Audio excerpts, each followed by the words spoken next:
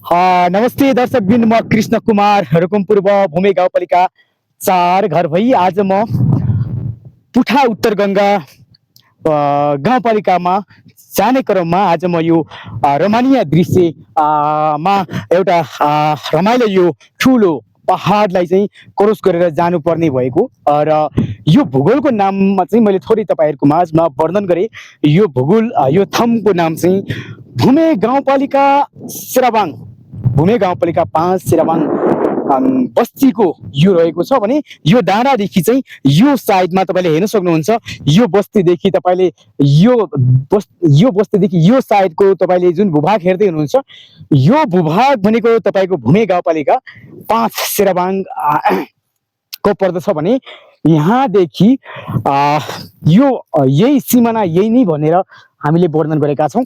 र यहाँबाट यो साइड जुन तपाईँले यो भूगोलहरूलाई देखिरहनु भएको छ, यो रोमानीय दृश्यहरू एकदम ठुला ठुला रुख वृक्ष पहाड पखानले भरिएको यो एउटा रमाइलो दृश्य, ठुला ठुला रुखहरूले भरिएको यो दृश्यलाई तपाईँले हेर्न सक्नुहुन्छ।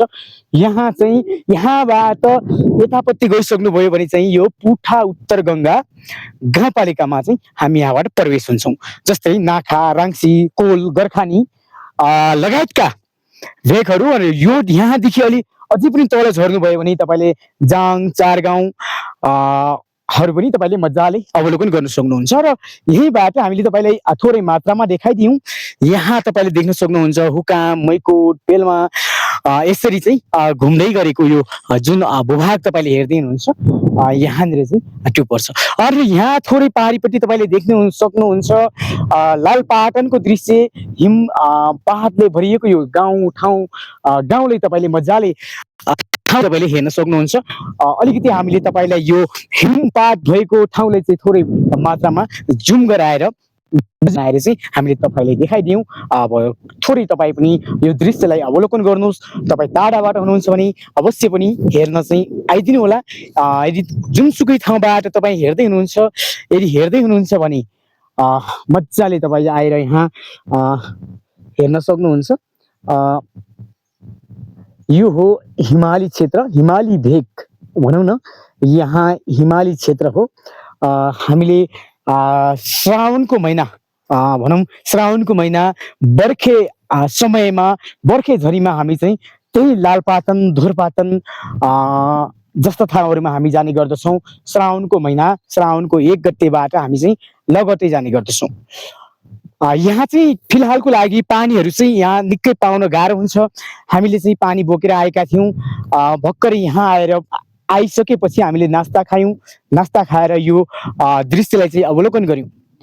अब यहाँबाट थोरै दृश्य हामीले तपाईँले यो भेगको बारेमा तपाईँले चर्चा गरौँ।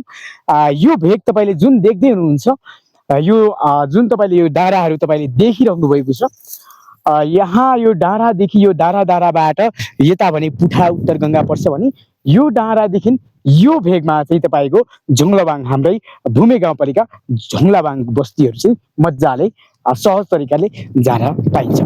र यहाँबाट तपाईँ हिँडेर पनि पैदल यात्रा गर्ने क्रममा तपाईँ हामीले चाहिँ के गर्छौँ भने हामी चाहिँ यो समयमा योभन्दा बितेका पलहरूमा रोड बाटोहरू, गाडी मोटरहरू नचल्दै गर्दा, गाडी मोटर बाटो नखुलेको समयमा, रोड जस्ता यी दृश्य, यी बाटोहरू नखुलेको हुँदा हामी चाहिँ सदाबहार आउने जाने बाटो, हाम्रो पुठा उत्तर गङ्गा गाउँपालिका रुकुम पूर्वको पुठा उत्तर गङ्गा गाउँपालिकाबाट आउने बाटो यही नै रहेको।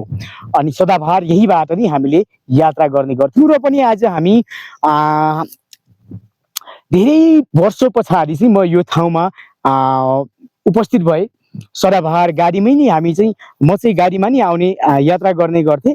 तर आज चाहिँ हामीले सोच्यौँ कि सदाबहारको जस्तै आज पनि हिँडेर जाउँ। हामीले हाम्रा पुर्खा हिँडेको बाटो, त्यो हाम्रो पुर्खाहरू हिँडिरहेको यो ठाउँ, यो भूभागलाई फेरि पनि एकचोटि अवलोकन गर्ने एउटा वातावरण मिलाएर चाहिँ हामी यो बाटो आएका छौँ। आज हामी जाँदैछौँ पुठा उत्तर गङ्गा गाउँपालिका जाङसम्मको हाम्रो यात्रा रहेको छ। हामीले समय पायौँ भने राङ्सी, जाङ गाउँका भिडियोहरू, राङ्सी गाउँका भिडियोहरू पनि तपाईँलाई मजाले अवलोकन गराउने प्रयास गरेका छौँ। दर्शकबिन हामी धेरै बोल्न चाहेनौँ। तपाईँ नयाँ हुनुहुन्छ भने अवश्य पनि यहाँ यो ठाउँहरूमा आइदिनु होला। यो हो हाम्रो साउने बस्ती भनौँ। अब हामी थोरै यहाँ मात्रमै गएर मैले तपाईँलाई यहाँ थोरै यो दृश्यलाई पनि तपाईँले देखाइदिएँ। यो हो हाम्रो बर्खे गोठ भनेर चाहिँ हामीले चाहिँ चिन्छौँ। यो हो बर्खे गोठ जुन कि तपाईँले हेर्न सक्नुहुन्छ। हाम्रो बाउहरूले चाहिँ बुवाहरूले चाहिँ हाम्रा गाउँ बस्तीका भनौँ हाम्रा गाउँठाउँका बुवाहरूले जो पुर्ख्यौँदेखि नै उहाँहरूले काम गरिराख्नु भएको थियो। यो हो अहिले पनि आउनुहुन्छ उहाँहरूले चाहिँ यसरी बनाएर चाहिँ उहाँहरूले यसको माथिपट्टि त्रिपाल राखेर चाहिँ उहाँहरूले 1 महिनाको समय यहाँ वितरित गर्नुहुन्छ। 1 महिनाको समय यहाँ वितरित गर्नुहुन्छ। पहिला चाहिँ यहाँ धेरै कुराहरू थिए। यहाँ तपाईँले देख्नु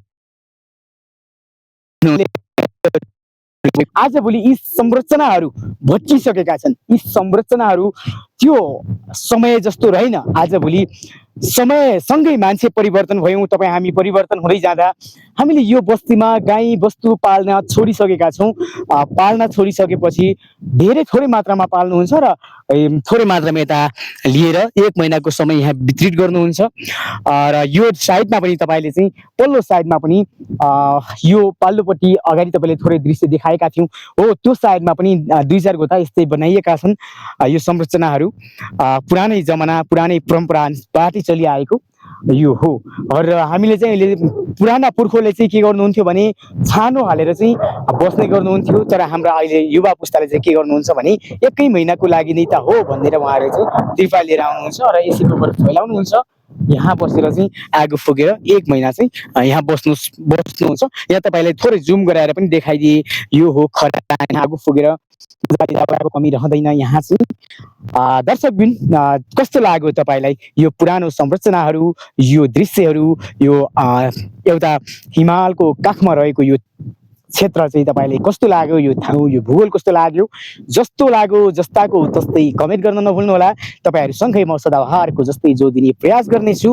आउनेवाला समयमा पनि यहाँ आएर अवलोकन गर्न पाइयोस्। तपाईँहरू पनि टाढाबाट आउने क्रममा पुठाउटर गङ्गाबाट कसैले मेरो भिडियोलाई चाहिँ अवलोकन गर्दै हुनुहुन्छ, हेर्दै हुनुहुन्छ भने यो बाटो राङ्सी हुँदै तपाईँले सेपेधुरी भनेर चाहिँ यसलाई यो नाम उजागर छ। यो पुर्खौँदेखि नै प्रचलित नाम चाहिँ सेपेधुरी भनेर चाहिँ हामीले चिन्छौँ भने प्रायः जस्तो हाम्रा पुठाउटर गङ्गाका दाजुभाइले पनि चिन्नुहुन्छ भने भूमि गाउँपालिका प्रशस्तै व्यक्तिले पनि यो ठाउँलाई मजाले चिन्नुहुन्छ। उहाँहरू पुर्खाहरूले हेर्नुभयो भने अवश्य पनि बुढापाकालाई चाहिँ यो भिडियोहरू सेयर गरिदिनु होला। सक्दो सेयर गरिदिनु होला। तपाईँहरूलाई पनि मन पर्यो भने लाइक कमेन्ट गरेर अवश्य पनि जानु होला। नयाँ हुनुहुन्छ भने सब्सक्राइब गरेर अवश्य जोडिदिनु होला। हस्त साथीसँगै आज म छुट्टिन्छु। म कृष्ण कुमार रुकुम पूर्वबाट। हस्त नमस्कार।